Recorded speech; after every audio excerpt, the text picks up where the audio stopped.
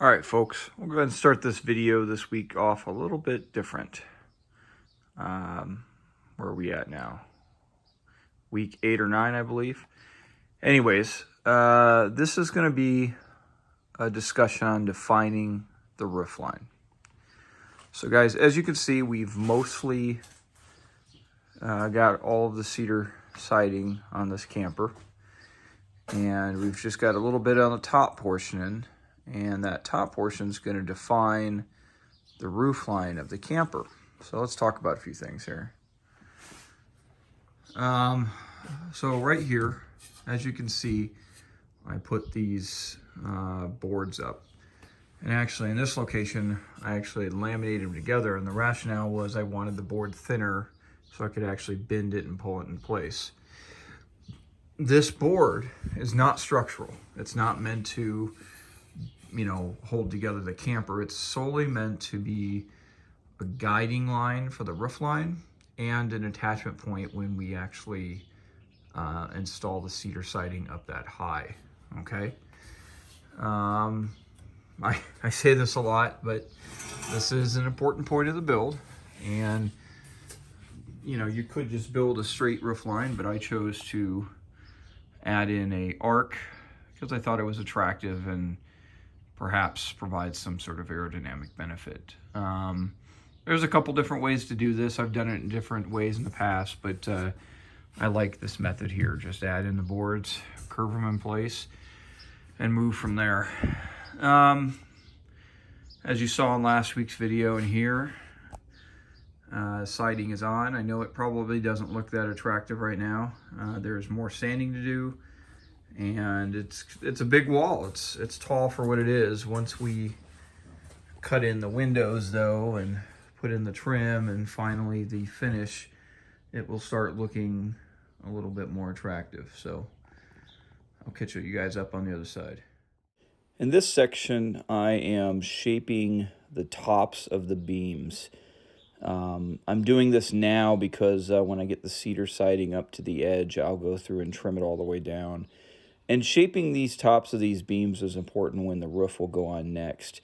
I kept this in here just to show the process, but I will admit a little bit later when I went to put on the roof and I was adjusting it, and I'll talk about some of that process in coming up videos, I actually trimmed quite a bit more off. But I guess the larger point here is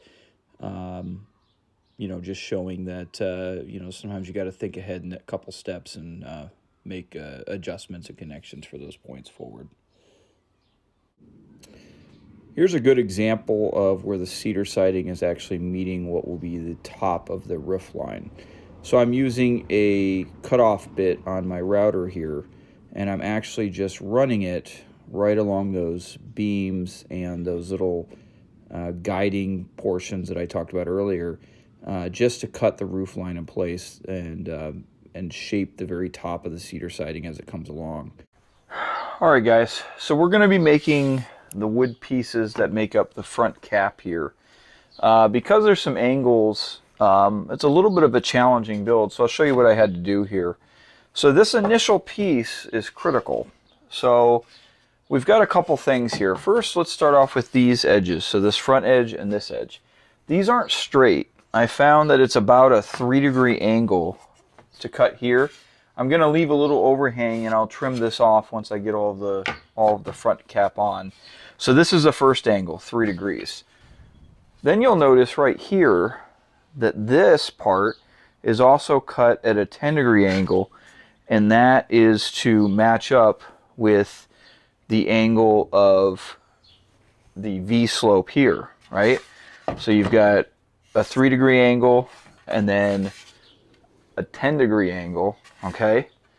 And then on the bottom, right here, if you guys can see, this is a 22.5-degree angle to nestle and sit flat on this piece right here. As is the rest of the paneling, this will be affixed in place with the caulking and 2-inch 18-gauge brad nailers. Now the subsequent boards, and then of course I also cut the 1/2-inch groove or dado, however you want to refer to it, here at the top that will receive the board on top of it. So the subsequent boards from this point on will still have to be cut at the 3-degree angle, 10-degree angle to be recessed into this front beam. But they will not need the 22.5-degree angle at the bottom, because now they will fit into the groove here and move forward. So catch you guys up on the other side.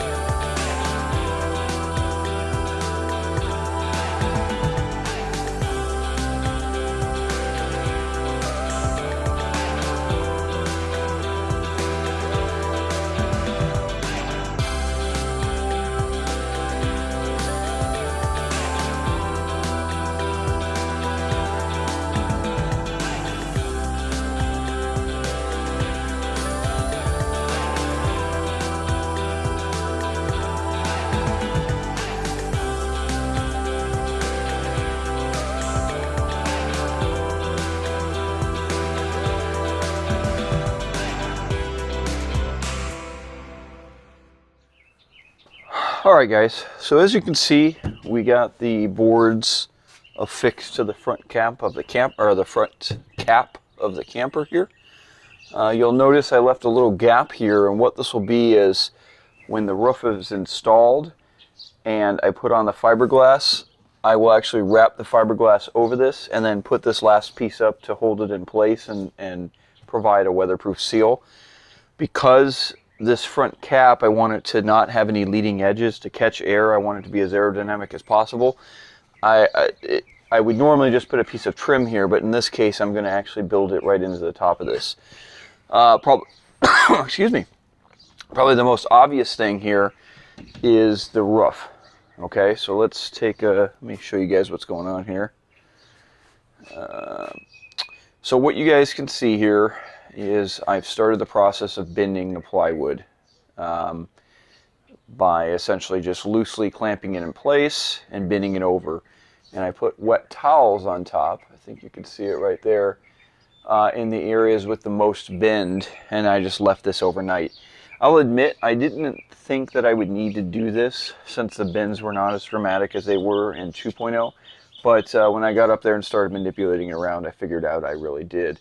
You also notice that I cut right here a little groove on either end that these two boards will overlap with. Now obviously right here they're just loosely held in place, and this is not going to be a final position by any stretch of imagination. But when I do go to put it in place, they'll overlap each other in that groove. And that will be along the middle. And back here, right there you can see for the piece that will come in the back. I talked about this in a live a couple weeks back. This is the construction adhesive I'll be using. It's Loctite PL3. And I'll run this around the perimeter, and of course I'll also screw down the roof. But that will add the little extra security of an adhesive, hold it down. That'll make a little peace of mind for me. And that's about it, guys. So this is it for this week. And I will see you guys on the live on Tuesday. And please share with friends and subscribe. Kind of growing the channel is something that helps me stay motivated to keep making these videos, and gives me the financial incentive to do so. So I really encourage you to subscribe, share with friends, and get other people involved. So I appreciate your time. Thanks so much.